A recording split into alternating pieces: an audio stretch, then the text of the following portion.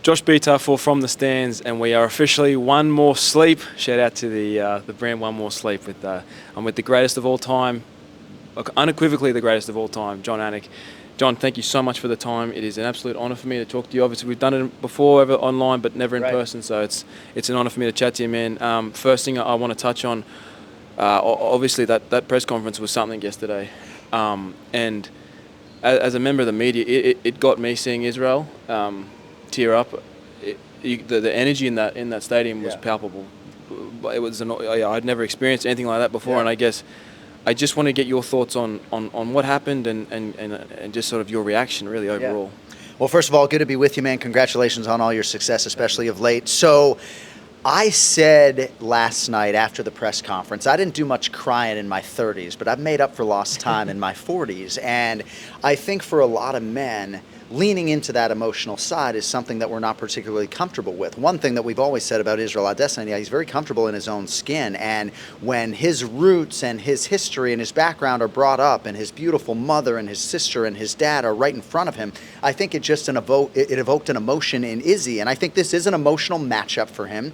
He hasn't fought in a while. He had already begun his weight cut, right? So I think that could maybe trigger some emotion. But I spent some time with his parents at the official weigh-in just moments ago, and his dad sort of said, anyone who thinks that this is going to adversely affect my son just doesn't know the man. So I thought it was powerful. It was, I thought it had some pageantry to it, but I don't think it's going to affect Izzy in any sort of negative way come Sunday morning. Is that because we see a lot of things in fighting where it's like you can't get emotional, you can't go into that fight emotional. Obviously, a guy that was great at it, Conor McGregor, the Jose Aldo fight's a classic example. And a lot of people would have seen what happened yesterday, and thought, Drickus has got him now. He's got him in, he's got him like he did with Sean. But why is it that from your opinion, why do you think it is that Israel doesn't get affected by that stuff in it? Because I was saying yesterday, this is either going to go one way or the other. Like it's either going to be his downfall, or he's going to come out there like a bat out of hell and just be one of the best performances we've ever seen. So I guess, where do you think that comes from for Israel? Is it the confidence over the years, just his mentality? It's hard to put your finger on it. Yeah, I mean, I think those are two good buzzwords: his confidence, his mentality, just his inner strength, and I think his overall self-awareness. I think there's so many people, with respect, in this MMA space that are just not aware of self, and he is acutely aware of self, beyond comfortable in his own skin, right? He doesn't, I think, let a lot of things that would affect the average athlete to affect him. But I mean, this may sound trite, but sometimes you just need a good cry and to get it out of your system, and not to suggest that he was bottling it up.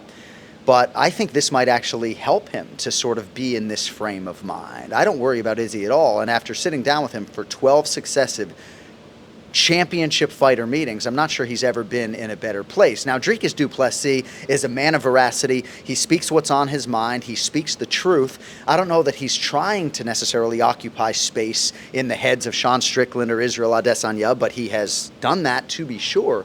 I'm just fascinated by the fight because I'm not sure that either man has ever been in a better place. They're riding high on confidence, and it's a pick 'em fight at the window too. So we're excited to get to Sunday morning. Absolutely, man. And obviously Dana spoke earlier on this week about Sean Strickland as sort of the next number one contender. Where things sit at the moment, I feel like with a dominant, if Rob Whittaker goes out at 308 and puts a dominant performance on Khamzat Chimaev, in my opinion, I feel like that leapfrogs him in that consensus number one contender position. From your opinion, if you're allowed to give it, what are your thoughts on that sort of scenario? Because I feel like both men are deserving. Obviously, Sean never got his rematch. It was a very, very close fight with Dricus, a split decision. But Rob if he can beat Chimaev, will go 3-0. A stoppage over Ikram Aliskerov in an impressive performance. So I guess, where do you sway in that regard?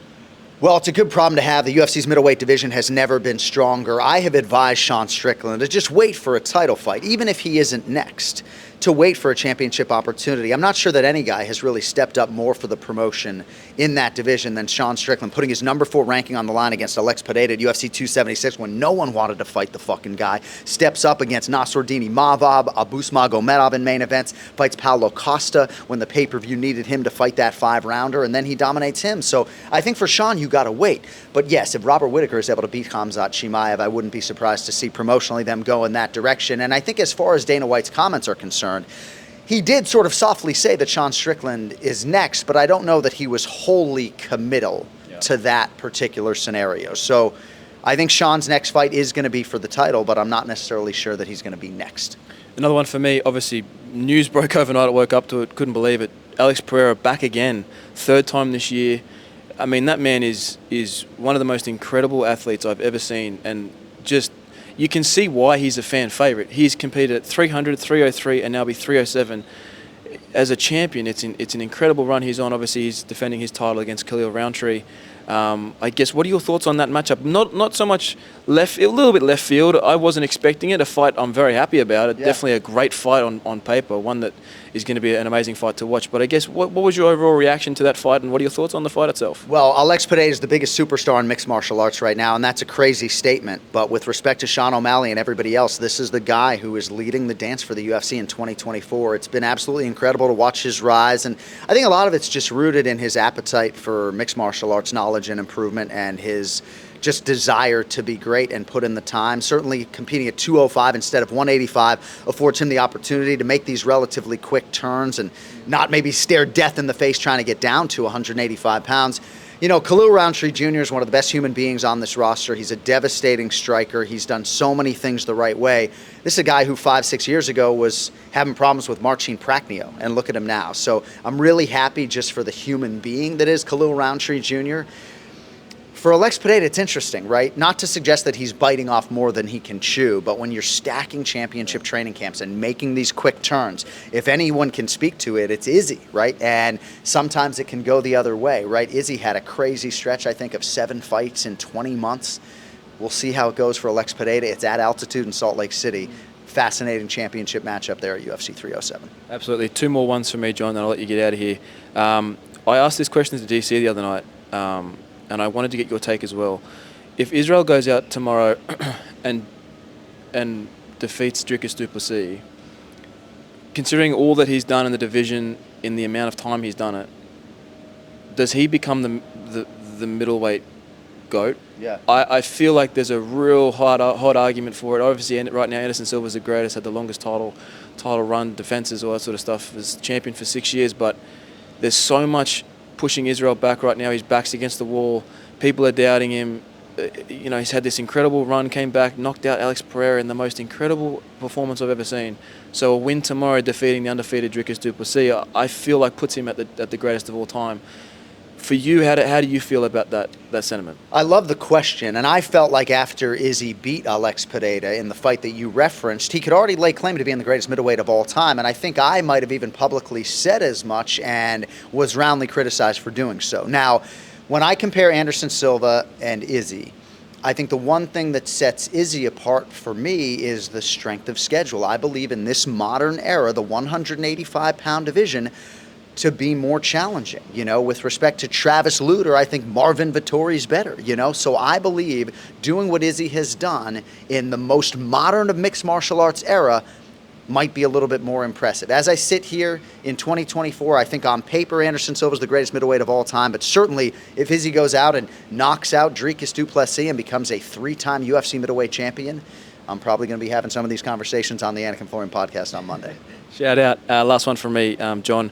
Obviously, the growth here of the sport in Australia has just increased dramatically over the last 6 to 7 years. And, you know, obviously with having Volk as a champion, having Israel as a champion over in New Zealand, it's really grown the sport, not just at an international level, but at a local level. We're seeing guys coming through that.